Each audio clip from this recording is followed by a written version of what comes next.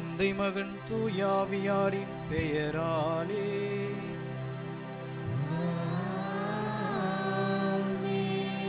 நம் ஆண்டவராகிய இயேசு கிறிஸ்துவின் அருளும் கடவுளின் அன்பும் தூய ஆவியாரின் நட்புறவும் உங்கள் அனைவரோடும் இருப்பதாக.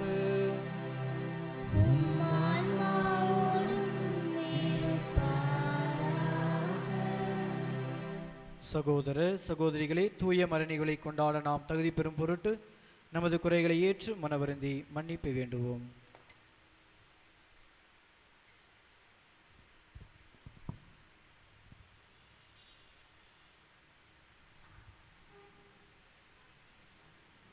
எல்லாம் உள்ள இறைவனிடமும் சகோதர சகோதரிகளே உங்களிடமும் நான் பாவேனை ஏற்றுக்கொள்கிறேன். ஏனெனில் என் சிந்தனையாலும் சொல்லாலும் செயலாலும் கடமையில் தவறியதாலும் பாவங்கள் பல செய்தேன். என் பாவமே என் பாவமே என் பெரும் பாவமே. ஆகையால் எப்பொழுதும் கல்யாண புனித மரியாவையும் வானதுதர் புனிதர் அனைவரையும் சகோதர சகோதரிகளே உங்களையும் நம் இறைவனாகிய ஆண்டவரிடம் எனக்காக வேண்டிக் கொள்ள மன்றாடுகிறேன். எல்லாம் உள்ள இறைவன் நம் மீது இரக்கம் வைத்து நம் பாவங்களை மன்னித்து நம்மை நிலை வாழ்வு கழைத்து செல்வாராக. ஆமென்.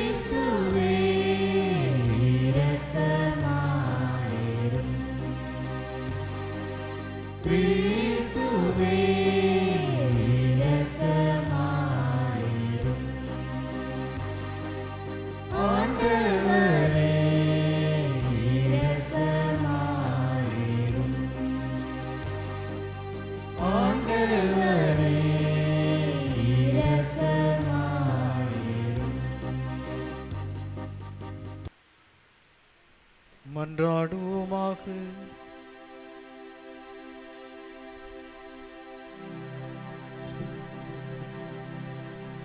இறைவா, உமதருள் பிள்ளைகளாக தேர்ந்தெடுக்க பெற்ற நாங்கள் ஒளியின் மக்களாக இருக்க விரும்பினீரே. அதனால் நாங்கள் தவறு எனும் இருளில் சிக்கிக் கொள்ளாமல் உண்மையின் பேரொளியில் என்றும் சிறந்து விளங்க அருள் புரிவீராக.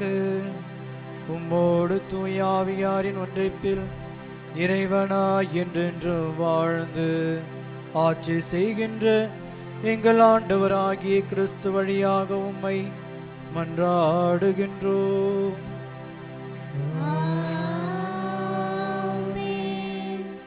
முதல் வாசகம். என் மக்களாகிய இஸ்ரேலிடம் சென்று இறைவாக்கு உரைத்திடு. இறைவாக்கினர் ஆமோஸ் நூலிலிருந்து வாசகம். பிரிவு 7, இறை முத்துக்கள் 10 முதல் 17 வரை. அந்நாள்களில் பெத்தேலின் குருவாகிய அமட்சியா என்பவன் இஸ்ரேலின் அரசன் யெரோபவாமுக்கு இவ்வாறு சொல்லி அனுப்பினான். இஸ்ரேல் வீட்டாரிடையே ஆமோஸ் உமக்கு எதிராக சதி செய்கிறான். அவன் சொல்வதை எல்லாம் இந்த நாட்டால் தாங்க முடியவில்லை. ஏனெனில் யெரோபவாம் வாளால் மடிவான். அவனது நாட்டை விட்டு இஸ்ரேல் அடிமையாய் கொண்டு போகப்படும் என்று ஆமோஸ் சொல்லுகிறான். பின்பு அமட்சியா ஆமோஸை பார்த்து, காட்சி காண்பவனே, இங்கிருந்து போய்விடு, யூதாவின் நாட்டுக்கு ஓடிவிடு. அங்கே போய் இறைவாக்கு உரைத்து உன் பிழைப்பை தேடிக்கொள். பெத்தேலில் இனி ஒருபோதும் இறைவாக்கு உரைக்காதே, ஏனெனில் இது அரசின் புனித இடம், அரசர்க்குரிய இல்லம் என்று சொன்னான். ஆமோஸ் அதற்கு மறுமொழியாக அமட்சியாவை பார்த்து கூறினார், நான் இறைவாக்கினன் இல்லை, இறைவாக்கினர் குழுவில் உறுப்பினனும் இல்லை. நான் ஆடு மாடு மேய்ப்பவன், காட்டு அத்திமர தோட்டக்காரன். ஆடுகள் ஓட்டிக்கொண்டு போன என்னை ஆண்டவர் தேர்ந்தெடுத்து என் மக்களாகிய இஸ்ரேலிடம் சென்று இறைவாக்கு உரைத்திடு என்று அனுப்பினார். எனவே இப்பொழுது ஆண்டவரின் வாக்கை கேள். இஸ்ரேலுக்கு எதிராக இறைவாக்கு உரைக்காதே, ஈசாக்கின் வீட்டார்க்கு எதிராக பேசாதே என்று நீ சொல்கிறாய். ஆண்டவர் இவ்வாறு கூறுகிறார்: உன் மனைவி நகரில் விலைமகளாய் இருப்பாள், உன் புதல்வர் புதல்வியர் வாளால் மடிவர், உன் நிலப்புலம் பங்கு போட்டு கொள்ளப்படும். நீயோ புனிதமற்ற நாட்டிலே மாண்டு போவாய். இஸ்ரேல் தன் நாட்டுக்கு வெளியே அடிமையாக கொண்டு போகப்படும். ஆண்டவர் வழங்கும் அருள்வாக்கு. இறைவனுக்கு நன்றி. ஆண்டவரின் நீதி நெறிகள் உண்மையும் நீதியுமானவை. ஆண்டவரின் நீதி நெறிகள் உண்மையும் நீதியுமானவை. உண்மையும் நீதியுமானவை.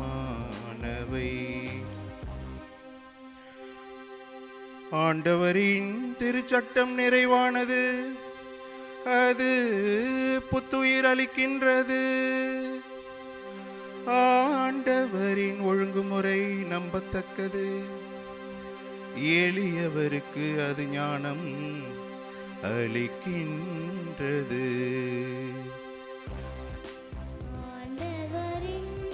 நீதி நெறிகள் உண்மையும் நீதியுமானவை. ஆண்டவரின் நீதி நெறிகள் உண்மையும் நீதியுமானவை. உண்மையும் நீதியுமானவை. ஆண்டவரின் நியமங்கள் சரியானவை, அவை இதயத்தை மகிழ்விக்கின்றன. ஆண்டவரின் கட்டளைகள் ஒளிமயமானவை, அவை கண்களை ஒளிர்விக்கின்றன. ஆண்டவரின் நீதி நெறிகள் உண்மையும் நீதியுமானவை. ஆண்டவரின் நீதி நெறிகள் உண்மையும் நீதியுமானவை. உண்மையும் நீதியுமானவை. ஆண்டவரை பற்றிய அச்சம் தூயது, அது எந்நாளும் நிலைத்திருக்கும். ஆண்டவரின் நீதி நெறிகள் உண்மையானவை, அவை முற்றிலும் நீதியானவை. ஆண்டவரின் நீதி நெறிகள் உண்மையும் நீதியுமானவை. ஆண்டவரின் நீதி நெறிகள் உண்மையும் நீதியுமானவை. உண்மையும் நீதியுமானவை. அவை பொன்னினும் பசும் பொன்னினும் மேலாக விலைமிக்கவை. தேனினும் தேனடை நின்று சிந்தும் தெளித்தேனினும் இனிமையானவை. ஆண்டவரின் நீதி நெறிகள் உண்மையும் நீதியுமானவை. ஆண்டவரின் நீதி நெறிகள் உண்மையும் நீதியுமானவை. உண்மையும் நீதியுமானவை.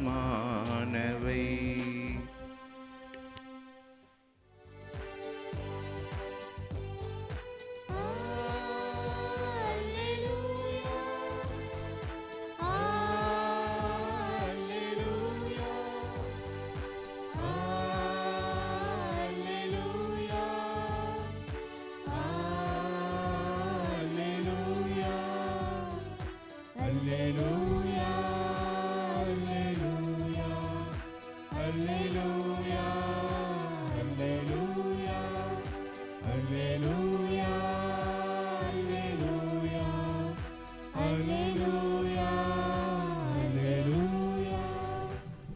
கடவுள் கிறிஸ்துவின் வாயிலாக உலகினரை தம்மோடு ஒப்புரவாக்கினார். அவரே அந்த ஒப்புரவு செய்தியை எங்களிடம் ஒப்படைத்தார். அல்லேலூயா அல்லேலூயா அல்லேலூயா அல்லேலூயா. ஆண்டவர் உங்களோடு இருப்பாராக.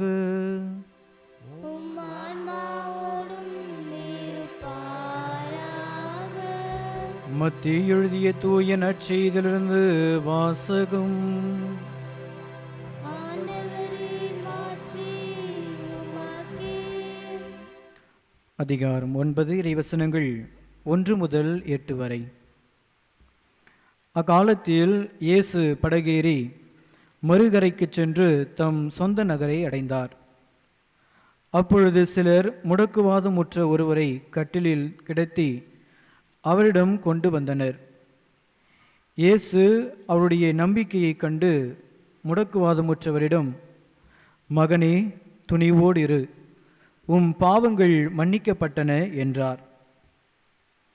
அப்பொழுது மறைநூல் அறிஞர்கள் சிலர், இவன் கடவுளை பழிக்கிறான் என்று தமக்குள் சொல்லிக் கொண்டனர். அவர்களுடைய சிந்தனைகளை இயேசு அறிந்து அவர்களை நோக்கி, உங்கள் உள்ளங்களில் நீங்கள் தீயென சிந்திப்பதேன்? உன் பாவங்கள் மன்னிக்கப்பட்டன என்பதா, எழுந்து நட என்பதா? எது எளிது? மண்ணுலகில் பாவங்களை மன்னிக்க மானிட மகனுக்கு அதிகாரம் உண்டு என்பதை நீங்கள் அறிந்து கொள்ள வேண்டும் என்றார். எனவே அவர் முடக்குவாதமுற்றவரை நோக்கி, நீ எழுந்து உன்னுடைய கட்டளை தூக்கி கொண்டு வீட்டுக்கு போ என்றார். அவரும் எழுந்து தமது வீட்டுக்கு போனார். இதை கண்ட மக்கள் கூட்டத்தினர் அச்சமுற்றனர். இத்தகைய அதிகாரத்தை மனிதருக்கு அளித்த கடவுளை போற்றி புகழ்ந்தனர். ஆண்டவரின் அருள்வாக்கு. கிறிஸ்துவே, உமக்கு புகழ். அன்பு இறைமக்களே, இந்த திருப்பலி வழியாக எங்களோடு ஊடகத்தின் வழியாக இணைந்திருக்கிற மாதா டிவி நேயர்களே, இறைமக்களே, உங்கள் அனைவரையும் வாழ்த்தி ஆசிரை கூறிக்கொள்கிறோம். இன்றைய இறைவார்த்தையின் அடிப்படையில் ஆண்டவர் நமக்கு எதை கற்பிக்க முற்படுகிறார் என்பதை சிந்தித்து பார்க்க நாம் முயற்சி செய்வோம். அந்த ஊரில் மிகப்பெரிய ஒரு பணக்காரர் அவர். அதிகப்படியான சொத்துக்கள் அவரிடம் இருக்கிறது. ஆனால் ஒரே ஒரு குறை, அவருக்கு குழந்தை இல்லை, வாரிசு இல்லை. எனவே தனக்கான ஒரு வாரிசை தேர்ந்தெடுக்க வேண்டும் என்கிற ஒரு எண்ணத்திலே ஒரு பள்ளிக்கூடத்தில் வாயிலுக்கு செல்கிறார். அங்கு வருகிற மாணவர்களிலிருந்து தனக்கான ஒரு வாரிசை தேர்ந்தெடுக்கலாம் என்பதுதான் அவருடைய எண்ணம். எனவே அவர் சென்று மாணவர்கள் பள்ளியிலிருந்து வெளிவருவதை பார்த்து கொண்டிருக்கிறார். கொட்டகையை திறந்துவிட்ட ஆடு போல மாணவர்கள் துள்ளி குதித்து ஓடி வருகிறார்கள். அதை பார்த்து கொண்டிருந்த அந்த நபர் யாரையும் தேர்ந்தெடுக்க மனம் தோன்றவில்லை. இறுதியாக ஒரே ஒரு மாணவன் தலை குனிந்தவனாக அவன் பொறுமையாக நடந்து வருகிறான். அதை பார்த்த பொழுது, இவன்தான்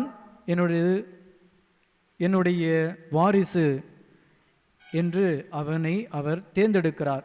அவனை கூப்பிட்டு, நீ என்னுடன் வா, என்னுடைய சொத்துக்கள் அனைத்தையும் உனக்கு கொடுத்து விடுகிறேன், நீ தான் எனக்கு வாரிசாக இருப்பாய் என்று அவனை அழைக்கின்றார்.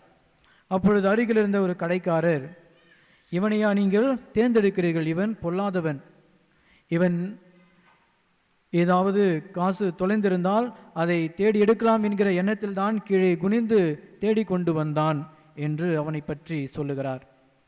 கிறிஸ்து இயேசுவில் அன்புக்குரியவர்களே, இந்த நிகழ்வின் வழியாக நாம் உணர்ந்து கொள்வது, கடவுள் வெளிப்புறத்தில் மனிதனை பார்ப்பது கிடையாது, மாறாக ஆழ் மனதில் அவன் எத்தகைய ஒரு மனிதனாக இருக்கிறான் என்பதை தான் பார்க்கிறார். எனவேதான் நாம் விழுத்திலே வாசிக்கிறோம், பிறரை பற்றி நீங்கள் தீர்ப்பிடாதீர்கள், பிறரை பற்றி நீங்கள் தவறான எண்ணம் கொண்டிருக்கிறாதீர்கள் என்று இயேசு கிறிஸ்து நமக்கு அழைப்பு விடுப்பதை பார்க்கிறோம். இன்றைய நற்செய்தியிலே 2 நிகழ்வுகளை நாம் பார்க்கலாம். ஒன்று, நம்பிக்கையாளர்களும் அவநம்பிக்கையுடையவர்களும் இயேசுவிடம் வருகிறார்கள். இரண்டாவது, இயேசுவை பொறாமை கண் கொண்டே பார்க்கிற ஒரு கூட்டம். முதல் மனிதர்கள், நம்பிக்கையோடு வந்தவர்கள் தங்களது உறவினராக இருக்கலாம், முடக்குவாதமுற்றவன், அல்லது நண்பராக இருக்கலாம். அவருக்கு சுகம் கிடைக்க வேண்டும் என்கிற ஒரு நல்ல எண்ணத்திலே, கண்டிப்பாக போதகர் இயேசு அவருக்கு சுகம் அளிப்பார் என்கிற எண்ணத்திலே இயேசுவிடத்தை அழைத்து வருகிறார்கள், தூக்கி வருகிறார்கள். ஆனால் இவனுக்குள்ளாக ஒரு சந்தேகம் இருந்திருக்கு. எனவே தான் இயேசு சொல்கிறார், துணிவோடு இரு மகனே, துணிவோடு இரு. ஒருவேளை அவனுக்குள்ளாக ஒரு ஐயப்பாடு இருந்திருக்கலாம், நான் என்ன தவறு செய்து விட்டேன், எனக்கேன் இந்த ஒரு நிலை, இது என்னது குறை அல்ல, அல்லது எனக்கு சுகம் கிடைக்காது என்கிற ஒரு அவநம்பிக்கையில் அவன் வந்திருக்கலாம். ஆனாலும் இயேசு கிறிஸ்து அவனுக்கு நம்பிக்கை ஊட்டுகிறார், துணிவோடு இரு, நீ நன்றாக இருப்பாய், விரைவிலே குணமடைவாய், நம்பிக்கையோடு இரு என்று அவனுக்கு புதிய ஒரு வாழ்க்கைக்கான அழைப்பினை கொடுப்பதை பார்க்கிறோம்.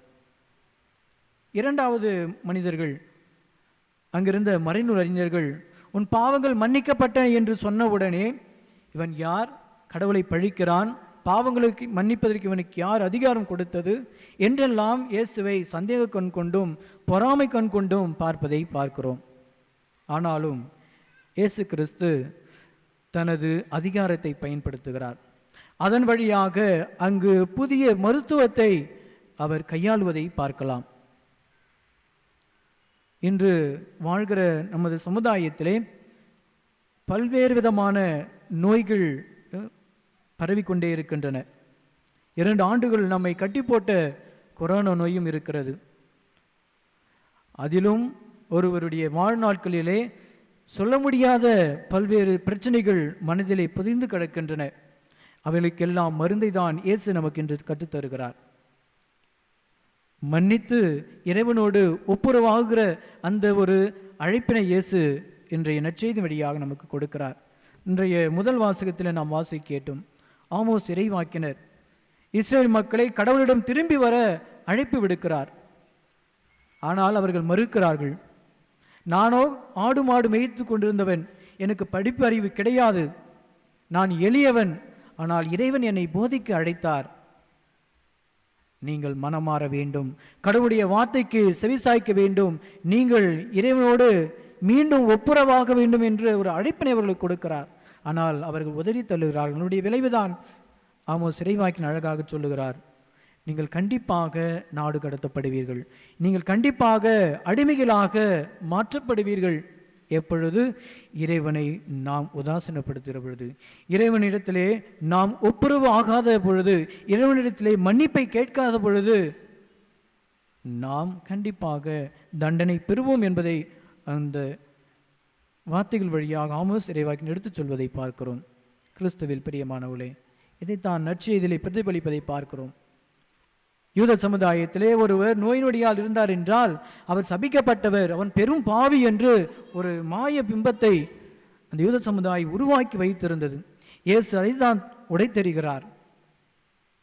அவனிடத்தில் இருக்கிற நம்பிக்கையை வெளிக்கொணர்கிறார், அவனிடத்தில் இருக்கிற பாவங்களை மன்னிக்கிறார். எனவேதான் உன் பாவங்கள் மன்னிக்கப்பட்டன, உனது கட்டிலை தூக்கி கொண்டு நட என்று அவருக்கு அழைப்பு விடுக்கிறார்.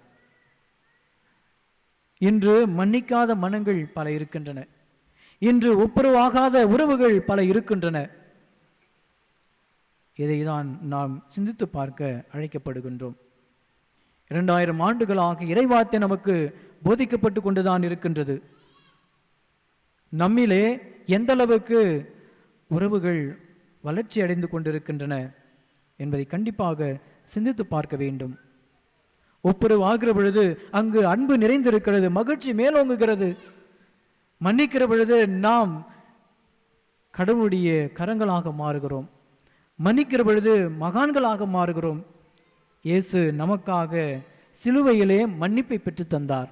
நீங்களும் நானும் வாழ்கிற இந்த சமுதாயத்திலே உறவுகளோடு நாம் உரையாடுவதன் வழியாக அந்த அன்பை வளர்த்து கொள்ள வேண்டும். தவறு செய்தோம் என்றால் மன்னிப்பு கேட்க நமது மனம் ஆர்வம் கொள்ள வேண்டும். இதுதான் இயேசு கிறிஸ்து நமக்கு கற்றுத்தருகிறார். இஸ்ரேல் மக்கள் கடவுளோடு ஒப்புரவாக மறுத்தார்கள். அவர்கள் தண்டனைக்கு உள்ளாக்கப்பட்டார்கள், நாடு கடத்தப்பட்டார்கள், அடிமைகளாக அழைத்துச் செல்லப்பட்டார்கள். இன்று மன்னிக்காத ஒரு நிலையில் இருக்கிற பொழுதுதான் நமக்குள்ளாக பல்வேறு விதமான நோய்கள் குடிக்கொள்வதை பார்க்கிறோம். எப்பொழுதும் மகிழ்ச்சியாளருங்கள், இடைவிடாது இறைவனிடம் வேண்டுங்கள், என்ன நேர்ந்தாலும் இறைவனுக்கு நன்றி செலுத்துங்கள் என்று இறைவார்த்தை நமக்கு அழைப்பு எடுக்கிறது. அன்புக்குரியவர்களே, நீங்களும் நானும் ஒருவரை ஒருவர் ஏற்றுக்கொள்ளவும், ஒருவரை மன்னிக்கவும், ஒருவரோடு நாம் ஒப்புரவாகவும், இறைவனோடு ஒப்புரவாகவும் தயாராக இருக்கிறோமா? சிந்தித்து பார்க்க இறைவன் நமக்கு அழைப்பு எடுக்கின்றார். இன்று பல மாதங்களாக, பல நாட்களாக கணவனும் மனைவியும் பேசாத உறவுகள் இருந்து கொண்டுதான் இருக்கின்றன.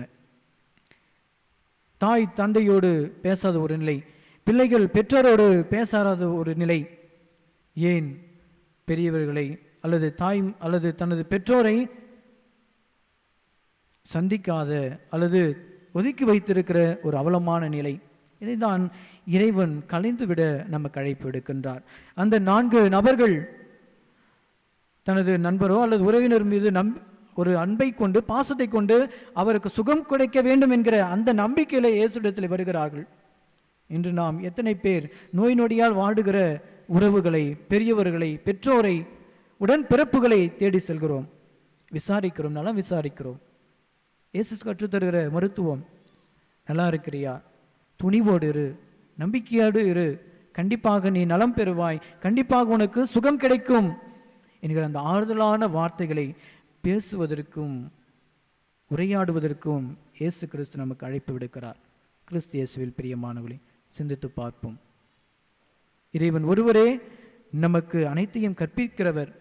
அப்படி என்றால் நாம் நமது வாழ்நாளிலே ஒருவரை மன்னித்து ஒப்புரவாகி அந்த அன்பை பகிர்ந்து கொள்ள அழைக்கப்படுகின்றோம். அதற்காகத்தான் இயேசு இன்றைய நற்செய்தி வழியாக நமக்கு அழைப்பு விடுக்கின்றார். இஸ்ரேல் மக்கள் கடவுளை அணுகிய பொழுதெல்லாம் வளமான வாழ்வை பெற்றார்கள். கடவுளுடைய மன்னிப்பை பெற்ற பொழுதெல்லாம் புதிய ஒரு உத்வேகத்தை பெற்றார்கள். நாமும் இறைவனிடத்தில் மன்னிப்பை பெற்கிற பொழுது, மீண்டும் இறைவனோடு ஒப்புரவாகிற பொழுது நிச்சயமாக வளர்ச்சியை பெறுவோம், நிச்சயமாக சமாதானத்தை பெறுவோம், நிச்சயமாக முழுமையான மகிழ்ச்சியால் நிரப்பப்படுவோம். அதற்காக அருளை கேட்போம். நல்லாயன் நம்மையும் நமது குடும்பங்களையும் நிறைவாக ஆசீர்வதிப்பாராக. என் பெயரால் நீங்கள் எதை கேட்டாலும் அதை செய்வேன் என்று சொன்ன நம் ஆண்டவரிடத்திலே நம்பிக்கை கொண்டவர்களாக நமது மன்றாட்டுகளை இறைவன் பாதம் எடுத்து வைத்து ஜெபிப்போம். உயிர் அளிப்பவரே இறைவா, திருச்சபையின் மக்கள் அனைவரும் இறை அன்பிலும் பிறர் அன்பிலும் வளர வழிகாட்டுபவர்களாய் திகழும் வரத்தை திருத்தந்தை, ஆயர்கள், குருக்கள், துறவரத்தார் அனைவருக்கும் வழங்கிட வேண்டுமென்று இறைவா உம்மை மன்றாடுகிறோம். நல்லானே இறைவா, கருத்து வேறுபாடுகள் ஏற்படுகின்ற போது சண்டைகளை விடுத்து அமைதி பேச்சுவார்த்தைகளை தீர்வு காணவும், மக்களின் அமைதியான வாழ்வையும் நல்லெண்ணையும் குறித்து அக்கறை கொண்டவராக வாழ்ந்திட வேண்டும் என்று இறைவா மன்றாடுகிறோம். மனமாற்றத்தின் நாயகனே இறைவா, கிறிஸ்துவ உண்மைகளை எதிர்ப்பதையே நோக்கமாக கொண்டு வாழும் மக்கள் அனைவரும் மனம் திரும்பி உமது உண்மையின் ஒளியை நோக்கி மன்றாட அருள் புரிய வேண்டும் என்று இறைவா உம்மை மன்றாடுகிறோம். கருணையின் உறைவிடமே இறைவா, எங்கள் குடும்பங்களில் உள்ள அனைவரும் உம்மை தேடி கண்டடையவும், எமது வாழ்வு, நடத்தை, செயல்கள், பேச்சு, உடைநடை, பாவனை எல்லாம் உலக மாந்தர்களுக்கு வழிகாட்டும் ஒளிவிளக்காய் மாற வேண்டும் என்று இறைவா உம்மை மன்றாடுகிறோம். ஆண்டவரே, எங்கள் மன்றாட்டை கேட்டருளும். மருத்துவர்களுக்கெல்லாம் மருத்துவரே இறைவா, மீண்டும் உலகை வாட்டி வதைக்கும் இந்த தொற்று நோயிலிருந்து உலக மக்களை காப்பாற்றும். இழந்த வாழ்வை மீண்டும் பெற்று வல்லமையோடும் புது பொழிவோடும் முதல் சாட்சிகளாக வலம் வர தேவையான அருளை மக்களுக்கு பொழிய வேண்டும் என்று இறைவா உம்மை மன்றாடுகிறோம். ஆண்டவரே, எங்கள் மன்றாட்டை கேட்டருளும். எம்மை படைத்து ஆளுமை இறைவா, திருச்சபையின் வலுவான தூண்களாக இளைஞர்களை உருவாக்க திருத்தந்தை எடுக்கும் எல்லா முயற்சிகளும் வெற்றி பெறவும், இளைஞர்கள் இறை அழைப்பை ஏற்றுக்கொள்ளும் ஞானத்தையும் தூயாவின் வரங்களையும் பெற வேண்டுமென்று இறைவா உம்மை மன்றாடுகிறோம். ஆண்டவரே, எங்கள் மன்றாட்டை கேட்டருளும். நமது தனிப்பட்ட கருத்துக்களுக்காக மௌனமாக மன்றாடுவோம்.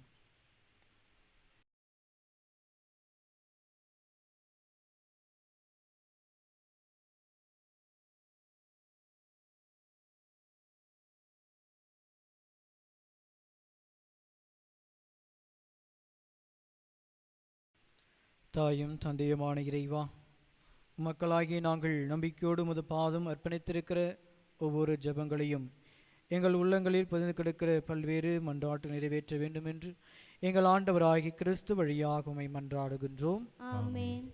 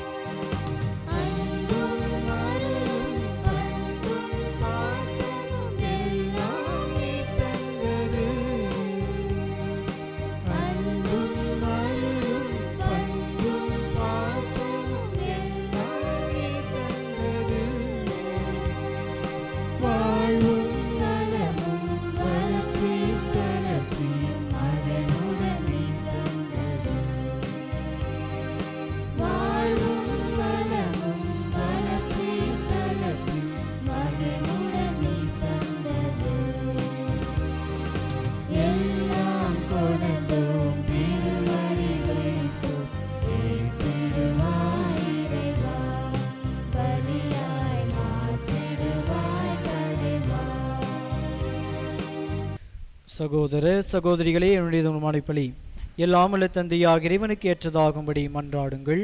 ஆண்டவர் தம் திருப்பேரின் புகழ்ச்சிக்காகவும் ஆட்சிக்காகவும் தம் நன்மைக்காகவும் புனித திராவின் அனைத்து நலனுக்காகவும் உமது கையிலிருந்து இப்பலியை ஏற்றுக்கொள்வாராக. இறைவா, நீரே அருள் கூர்ந்து ஏற்பாடு செய்யும் உம் மறை நிகழ்வுகள் எங்களுக்கு நற்பயன் அளிக்க உம்மை வேண்டுகின்றோம். அதனால் எங்கள் பணியின் புனித காணிக்கைகள் உமக்கு ஏற்றவையாய் இருப்பனவாக. எங்கள் ஆண்டவராகிய கிறிஸ்து வழியாக உம்மை மன்றாடுகின்றோம்.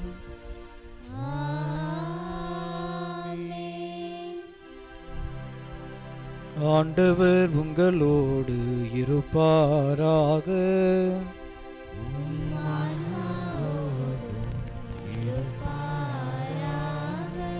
இதயங்களை மேலே எழுப்புங்கள்.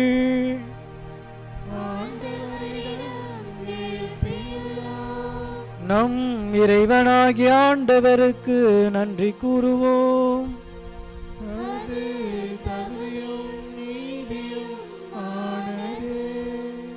ஆண்டவரை தூயவரான தந்தையே, என்றும் உள்ள எல்லாம் வல்ல இறைவா, என்னாலும் எவ்விடத்திலும் நாங்கள் உமக்கு நன்றி செலுத்துவது மெய்யாகவே தகுதியும் நீதியுமாகும். எங்கள் கடமையும் மீட்புக்குரிய செயலுமாகும். உமது நன்மை மிகுதியால் எங்கள் ஆண்டவராகிய கிறிஸ்து வழியாக நீர் மனிதராகிய எங்களை படைத்தீர். நாங்கள் நீதியின்படி தண்டனைக்கு உரியவராயினும் உமது இரக்க மிகுதியினால் எங்களை மீட்டருளினீர். அவர் வழியாகவே உமது மாண்பை வானதூத புகழ்கின்றனர். தலைமை தாங்குவோர் உம்மை வழிபடுகின்றனர். அதிகாரம் செலுத்துவோர் திருமுன் நடுங்குகின்றனர். வானங்களும் அவற்றில் உள்ள ஆற்றல்களும் சேராபீன்களும் ஒன்று கூடி அக்களித்து கொண்டாடுகின்றனர். அவர்களோடு எங்கள் குரலையும் சேர்த்து கொள்ளுமாறு நாங்கள் உம்மை தாழ்மையுடன் இறைஞ்சி புகழ்ந்து பாடுவதாவது: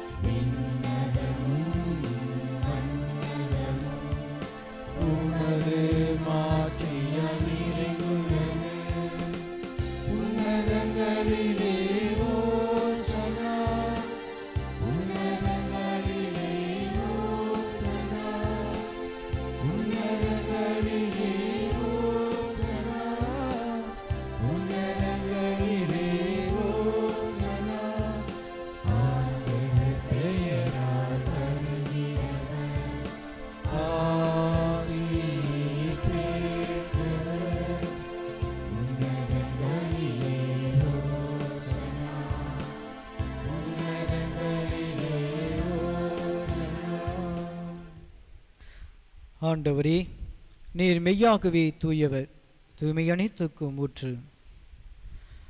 ஆகவே உம்முடைய ஆவியை பொழிந்து காணிக்கைகளை தூய்மைப்படுத்துமை வேண்டுகிறோம். இவ்வாறு எங்கள் ஆண்டவர் இயேசு கிறிஸ்துவின் உடலும் இரத்தமுமாக எங்களுக்கு இவை மாறுவனவாக. அவர் பாடுபட உளம் கனிந்து தம்மையை கையளித்த போது அப்பத்தை எடுத்து நன்றி செலுத்தி அதை பெற்று தம் சீடருக்கு அளித்து கூறியதாவது: அனைவரும் இதிலிருந்து பெற்று உண்ணுங்கள், ஏனெனில் இது உங்களுக்காக கையளிக்கப்படும் என் உடல்.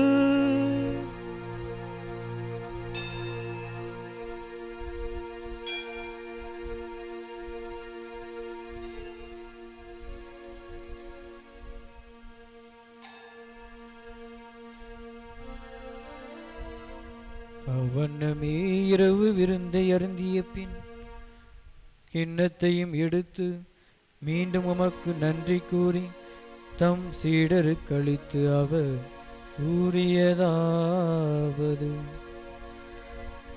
அனைவரும் இதிலிருந்து பெற்று பருகுங்கள், ஏனெனில் இது புதிய நிலையான உடன்படிக்குரிய இரத்தத்தின் கிண்ணம்.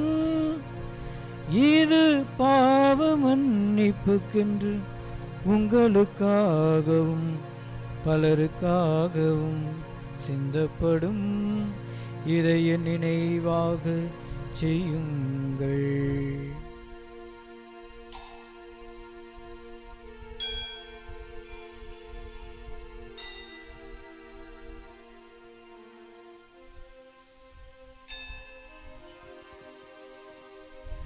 நம்பிக்கையின் மறைபொருள்.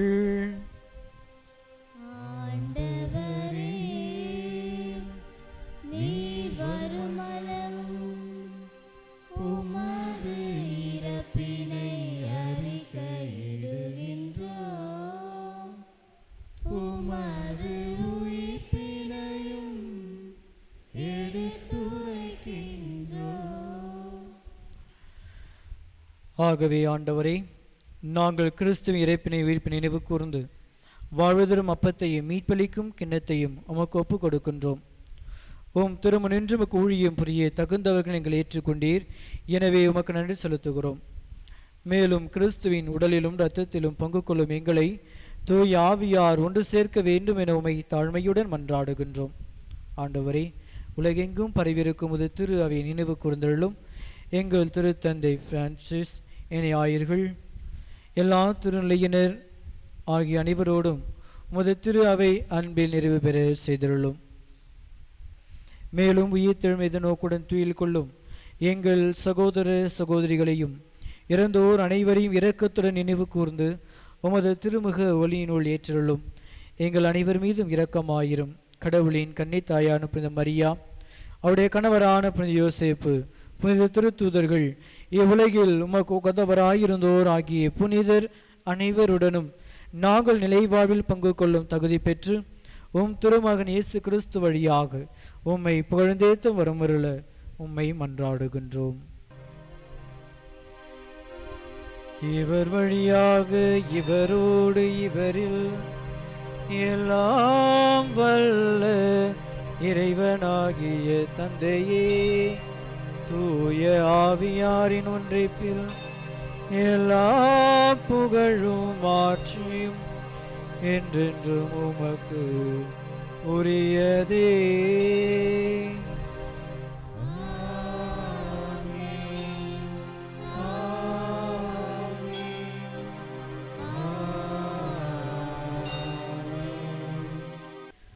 மீட்பரின் கட்டளையால் கற்பிக்கப்பட்டு இறைப்படைப்பினையால் பயிற்சி பெற்ற நாம் துணிந்து பாடுவோம்.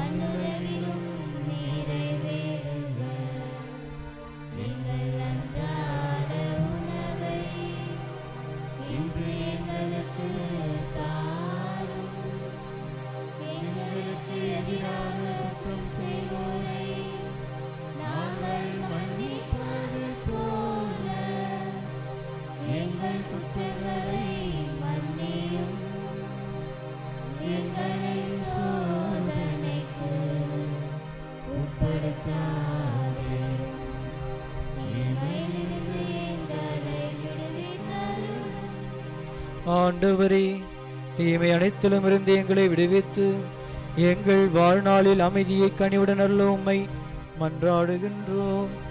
உமது இரக்கத்தின் உதவியால் நாங்கள் பாவத்தில் இருந்து எப்போதும் விடுதலை பெற்று யாதொரு கலக்கமும் இன்றி நலமாயிருப்போமாக.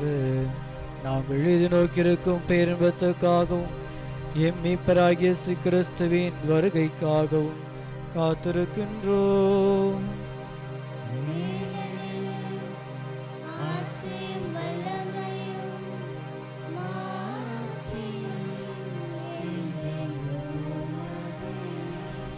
ஆண்டவரே இயேசு கிறிஸ்துவே, அமைதியை உங்களுக்கு விட்டு செல்கிறேன், என் அமைதியையே உங்களுக்கு அளிக்கிறேன் என்றும் திருத்தூதர்களுக்கு மொழிந்தீரே.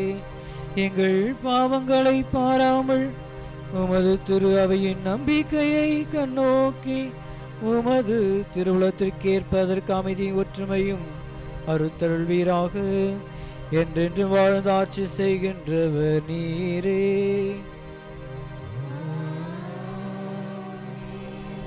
ஆண்டவருடைய அமைதி என்றும் உங்களோடு இருப்பதாக.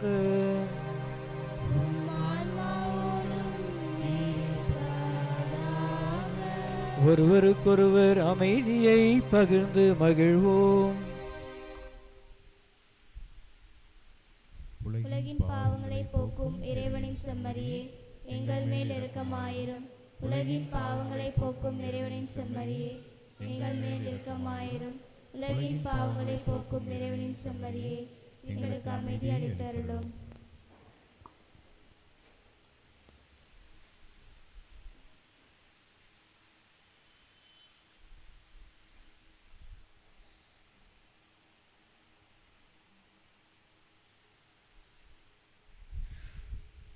இதோ இறைவனின் செம்மறி, இதோ உலகின் பாவங்களை போக்குகின்றவர்.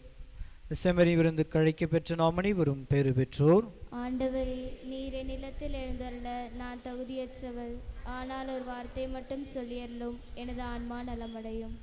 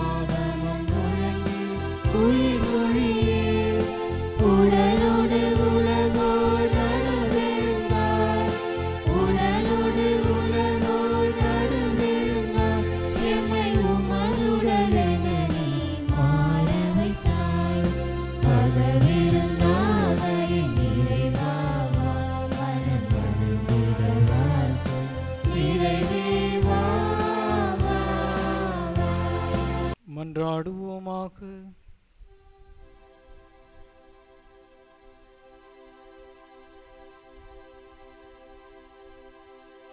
ஆண்டவரை நாங்கள் ஒப்பு கொடுத்து உணவாக உட்கொண்ட இப்புனித பலிப்பொருள் எங்களுக்கு வாழ்வளிக்க உம்மை வேண்டுகின்றோம். இவ்வாறு நாங்கள் முடிவில்லா அன்பினால் உம்முடன் ஒன்றிணைக்கப்பட்டு என்றும் நிலைத்திருக்கும் கனித்தர அருள்வீராக. எங்கள் ஆண்டவராகிய கிறிஸ்து வழியாக உம்மை மன்றாடுகின்றோம்.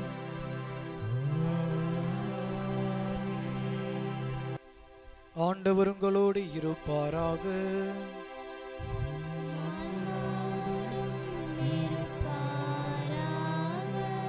எல்லாம் வல்ல இறைவன் தந்தை மகன் தூயாவியார் நம் அனைவருக்கும் ஆசி வழங்குவாராக.